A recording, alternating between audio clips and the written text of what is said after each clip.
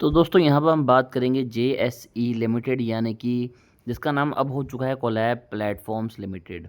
आज ये स्टॉक 118 रुपये के ऊपर ट्रेड कर रहा है और स्टॉक ने आपको तकरीबन तकरीबन निकाल के दिए हैं यहाँ पर मोटे मोटे 500 से ज़्यादा रिटर्न, 500% से ज़्यादा रिटर्न, वो भी पिछले 3 मंथ में। तो क्या यहाँ पर इन्वेस्टमेंट करना सही रहेगा या नहीं रहेगा? मैंने की पॉइंट सारे चेक किए थे तो मुझे ज़्यादातर चीज़ें सही लगी, बट जो इश्यूज़ थे वो बहुत ज़्यादा मेजर इशू थे, जिसकी वजह से मैं आपको बिल्कुल भी यहाँ पर बड़ा पैसा लगाने की एडवाइस नहीं दूंगा। सभी चीज़ें स्टेप बाय स्टेप डिस्कस करेंगे ताकि आप भी चीज़ों को समझ सकें। और बात करें अगर कंपनी की, तो यहाँ पर आप देख सकते हैं कि कंपनी का जो पहले नाम था वो था JSG लीजिंग लिमिटेड, और अभी कंपनी का नाम चेंज होकर हो चुका है कोलैब क्लाउड प्लेटफॉर्म। और यहाँ पर कंपनी ने पिछले 2-3 सालों से कोई मेजर चेंजेस नहीं लेकर आए हैं। और कंपनी की मार्केट कैप की बात की जाए तो वो 1203 करोड़ के अराउंड हो चुके हैं, जो कि बहुत ज़्यादा है। लेकिन यहाँ पर अगर हम स्टॉक पीई की बात करेंगे तो वो है 601, यानी कि स्टॉक जो है वो आपको काफ़ी ज़्यादा महंगे प्राइस पे ऑफर किया जा रहा है कंपनी की तरफ से। और अगर कंपनी के इतने ज़्यादा अच्छे रिटर्न आ रहे हैं तो यहाँ पर जो प्रमोटर होल्डिंग है वो 33.9 है। देखिए, कभी भी अगर आपके घर में कोई चीज़ हो रही है तो मुझे बाद में पता चलेगी, आपके पड़ोसियों को बाद में पता चलेगी, शहर को बाद में पता चलेगी, बट आपको सबसे पहले पता होगी।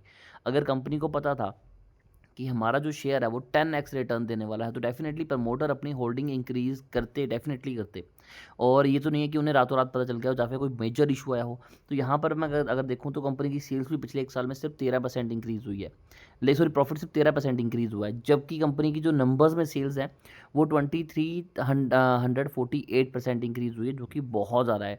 जब आपकी सेल्स 2300% से इंक्रीज़ हो रही है, पर आपका प्रॉफिट सिर्फ 13% से इंक्रीज़ क्यों हो रहा है? तो ये चीज़ थोड़ी समझने वाली है।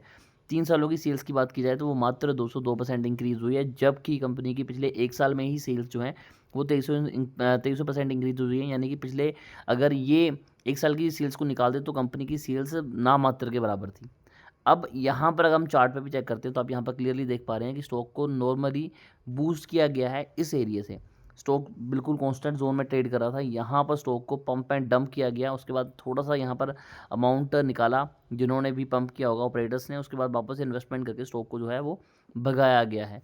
अब सप्लाई और डिमांड की गेम हो रही है। डिमांड बहुत ज़्यादा है स्टॉक की और सप्लाई बहुत ज़्यादा कम हो चुकी है, इसकी वजह से स्टॉक जो है वो लगातार आपको अपर सर्किट दिखा रहा है।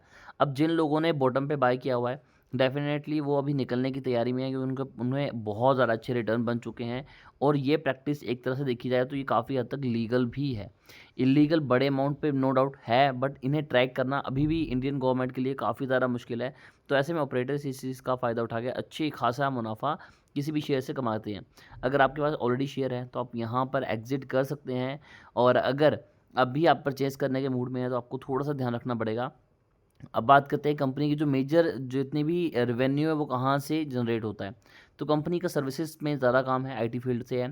तो 67% जो इनका रिटर्न है वो प्रॉफिट रेवेन्यू है, वो इनकी सेल्स ऑफ सर्विसेज की तरफ से ही आता है, जिसमें से 26 बाद में जो बचता है वो कंपनी का इंटरेस्ट आता है, और 7% कंपनी की अदर इनकम है। अदर इनकम में कंपनी ने कोई प्रोडक्ट सेल किया हो, कोई अमाउंट सेल किया है, कोई अपने एसेट सेल किए, तो वहाँ से जो पैसा आएगा वो भी अदर में आएगा। अगर मैं ओवरऑल देखूँ तो यहाँ पर अभी भी जो मैंने इशू बताया वही यहाँ पर भी है कि कंपनी का जो शेयर है वो बुक वैल्यू से बहुत ज़्यादा ऊपर ट्रेड कर रहा है, इतनी इस स्टॉक की बुक वैल्यू नहीं है। और अगर कंपनी इतनी ज़्यादा अच्छी है तो प्रमोटर होल्डिंग 33.9 यानी कि 34% के अराउंड क्यों है?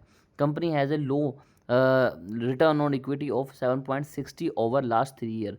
तो अभी की तो बेशक बढ़ती हुई नज़र आ रही है, बट अगर पिछले 3 सालों की बात करें तो यहाँ पर ज़्यादा चीज़ें हमें निकलती नहीं आ रही।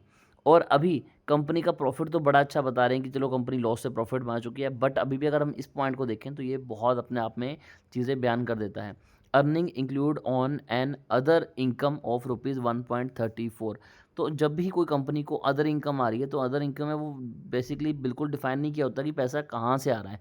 तो ऐसे में ये चीज़ें डिफाइन करनी काफ़ी ज़्यादा मुश्किल हो जाती हैं कि कंपनी ने असल में पैसा कमाया कहाँ से है। अगर हम यहाँ पर भी देखें तो आप देख सकते हैं 0.92 करोड़ का कंपनी ने लास्ट में प्रॉफिट निकाला हुआ, नेट प्रॉफिट, जिसमें से अगर हम यहाँ पर तोड़ते हैं तो आप यहाँ पर देख सकते हैं कि इससे पहले कंपनी ने अदर इनकम नहीं शो की थी, बट लास्ट में कंपनी की जो अदर इनकम है वो 1.34 करोड़ निकल के आती है, जो कि अपने आप में थोड़ी सी चीज़ टेंशन देने वाली है, क्योंकि ओवरऑल कंपनी की जो सेल्स हुई हैं वो 2.10 करोड़ की हैं, जिसमें से 1.34 करोड़ की जो सेल्स हैं वो अदर इनकम है। तो यानी कि अगर ओवरऑल देखें ईयर ऑन ईयर बेसिस पे तो कंपनी की सेल्स पिछले साल से कम हुई हैं, लेकिन उसके बावजूद स्टॉक जो है वो काफ़ी ज़्यादा हमें भागता हुआ नज़र आ रहा है।